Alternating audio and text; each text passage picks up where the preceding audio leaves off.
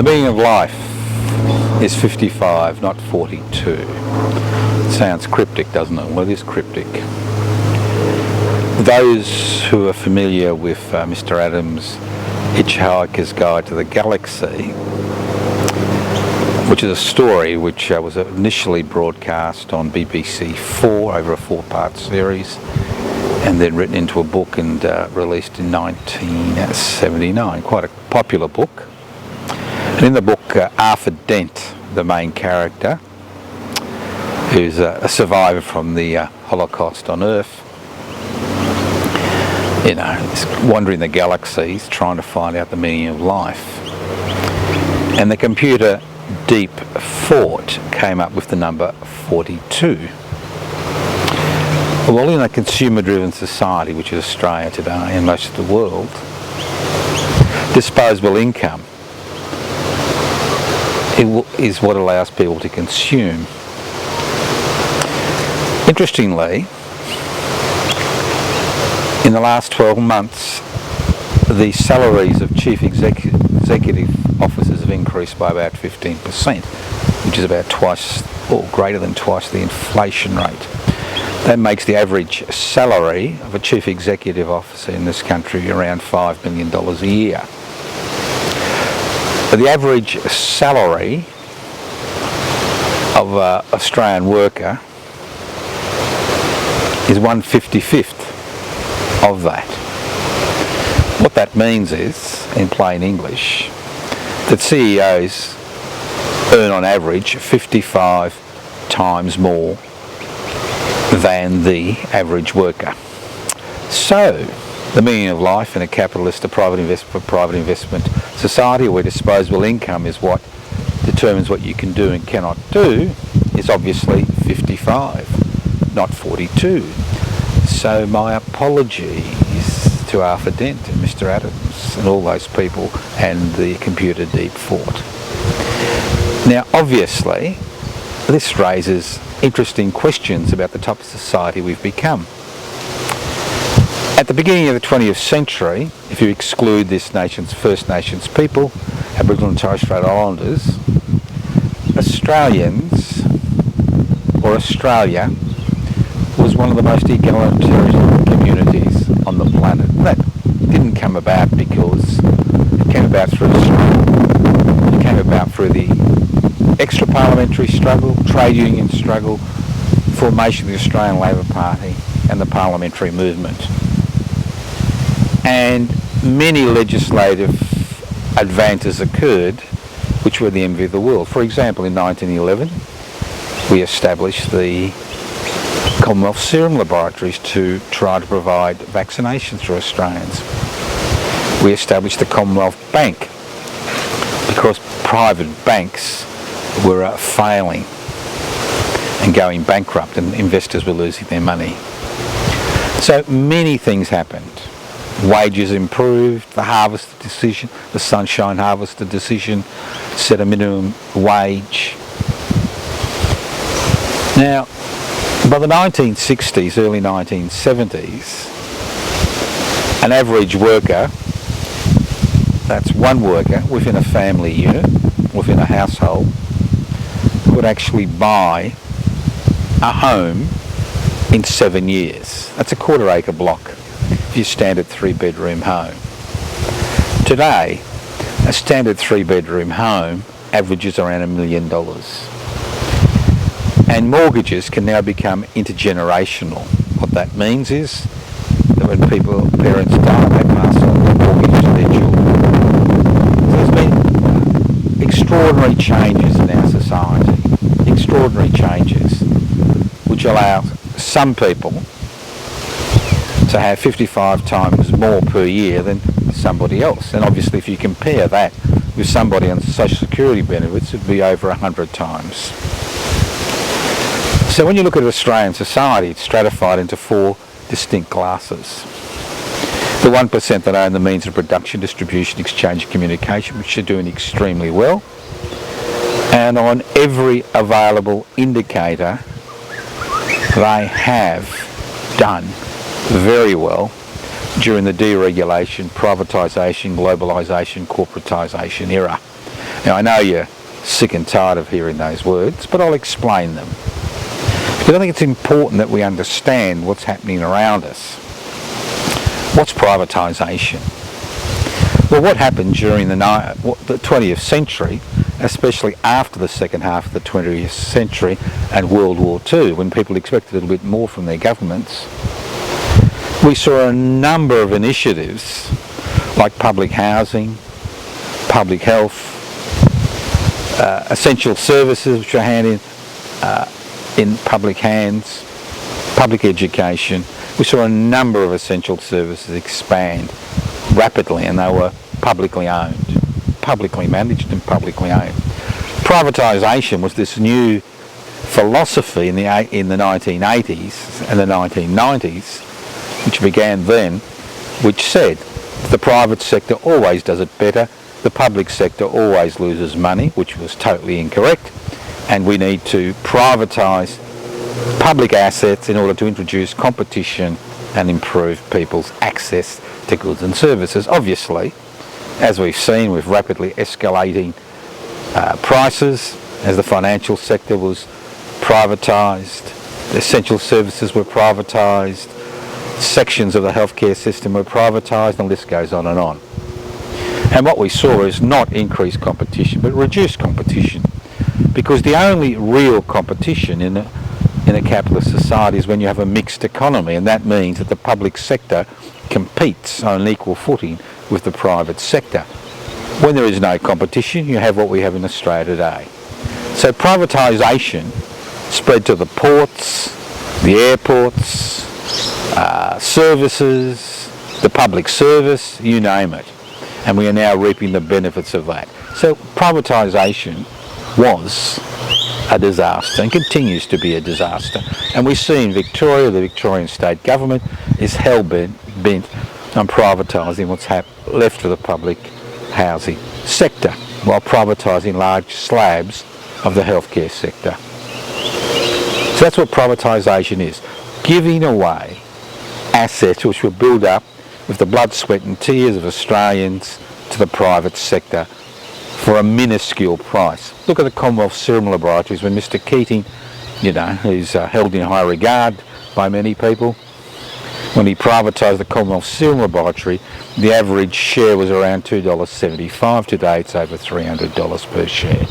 That's what I call, economics. Then we have deregulation. Now, regulation, to most extent, not all, but most regulation is put in place for a reason. And that reason is to protect workers, to protect consumers. We've seen the disasters which have been exposed day in and day out in the housing sector, where inspectors now are part of the private sector, and obviously builders, building inspectors, they come into arrangements with building companies, and we see bodgy construction, bankruptcy, people being taken to the cleaners, and we see the regulatory authorities which are established by the federal and state governments to ensure that this doesn't happen don't have enough staff, and more importantly, the laws aren't in place to protect consumers, and we see disaster after disaster after disaster. It's the same with land, same with greenhouse effects. Again, regulations are put in place the majority of times for a good reason. There are regulations regarding speed, the type of vehicle who can drive what type of vehicle, and the list goes on and on. So when you remove green tape or red tape, it doesn't protect the environment. When you remove green tape, it means that private corporations have the ability to do what they like and continue the destruction of the environment. When you remove red tape, what that means to a significant degree is the conditions that workers have won through struggle over generations disappear overnight. That's what deregulation is about. Then you've got corporatisation. The word corporatisation is encompassed in the concept of bananisation. Now those of you who are old enough would remember when there were hardware stores around the country. Today, apart from some small regional centres where a Bunnings can't make a profit, you'll find that hardware stores have disappeared almost overnight, independent hardware stores. We have one corporation which dominates that particular sector of the economy. But importantly, we see this in all areas of privatisation.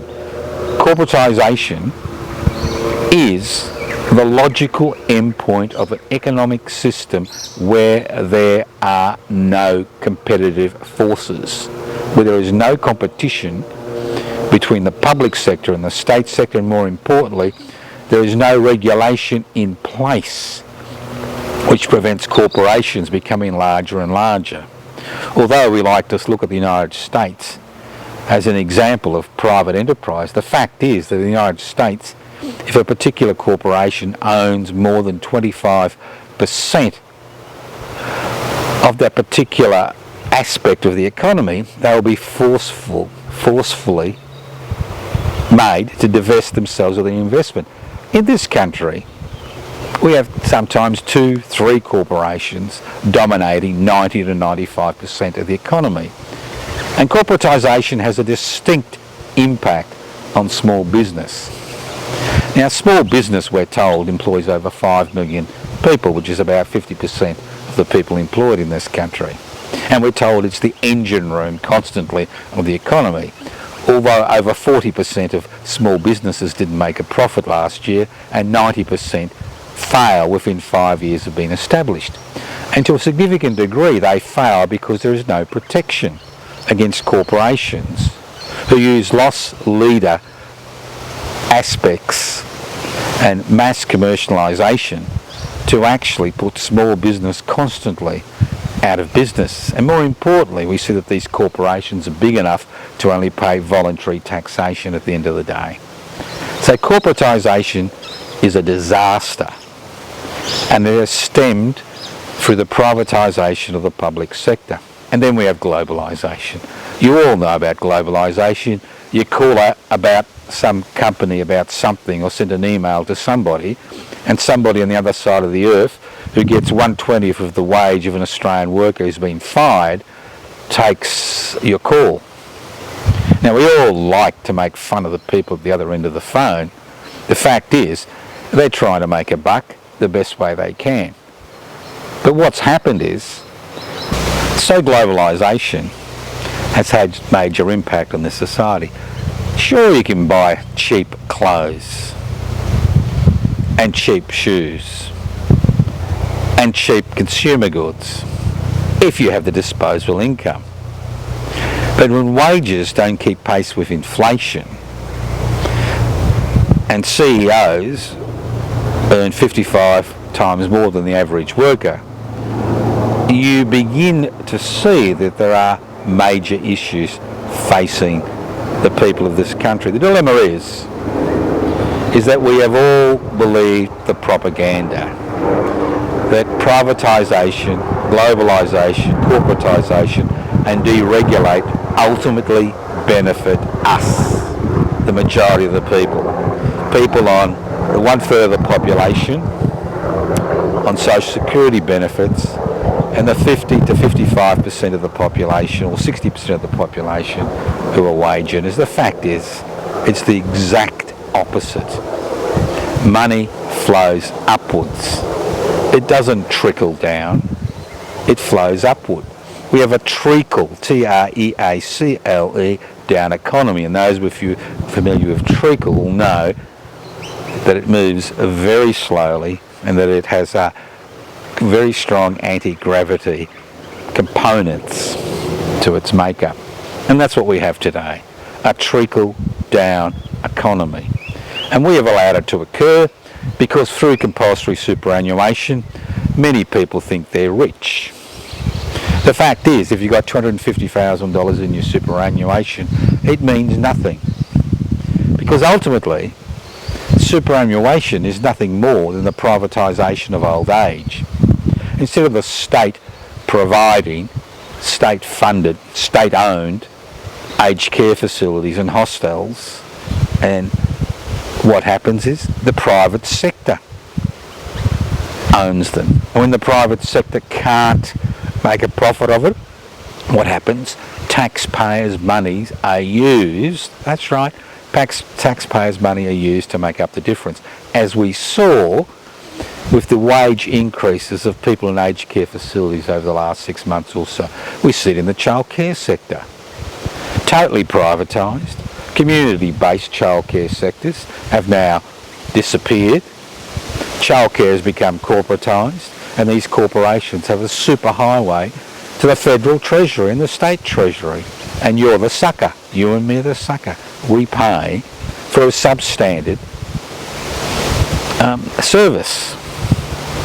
So the reality is that if we continue along this pathway of thinking that the only way is through private investment for private profit, we will reap the benefits. And the benefit is that we will go backwards. If you look at students and the HECS debt they've got to carry into their older aspects of their life, look at the amount of money that you spend paying rent, keep a roof over your head. Look at the amount of money that people waste paying a mortgage for what should be a right, a roof over your head, and the list goes on and on. Whether it's healthcare, whether it's education, whether it's housing, whether it's even a holiday. What happens in a capitalist society? Disposable income is king. Disposable income gives you the ability to access services, goods, holidays, healthcare, education. We now have a society where you can have the best healthcare money can buy, the best education money can buy, the best food money can buy, the best housing money can buy. And while we glorify and celebrate the fact that this is the type of society we've become, nothing will change. Now, those of you who are members of public interest before corporate interest will receive the notice for the annual general meeting. I think it's on the 1st of November. The fact is that public interest before corporate interest has failed miserably.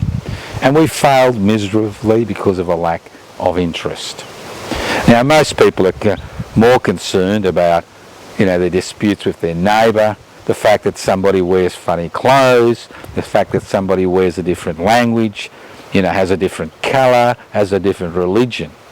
The fact is that ultimately, it doesn't matter what your differences are. Ultimately, it's the private investment for private profit mantra, capitalism, which makes fools of each and every one of us. Evolutionary, human beings have become the apex predator on this planet to such a degree that we're destroying the planet, and we may even destroy our own future if we don't change the way we've worked. And competition is not the answer. The answer is what helped us to maintain our evolutionary position, and that's cooperation, socialisation, collectivism, working together to solve these issues. So I encourage you to join public interest before corporate interests. Have a look at the website, pibci.net. You can join online. If you don't want to join online, there are many other ways to join. But remember, if you're a supporter of the current system, ultimately, you, your children, your grandchildren will be the loser. Even if one or two of them does really well, the fact is, and becomes a CEO, the fact is that in a society with a finite amount of resources and an increasing population, the fact is that most people will never be able to find the meaning of life in a secular society where the meaning of life is the number 55.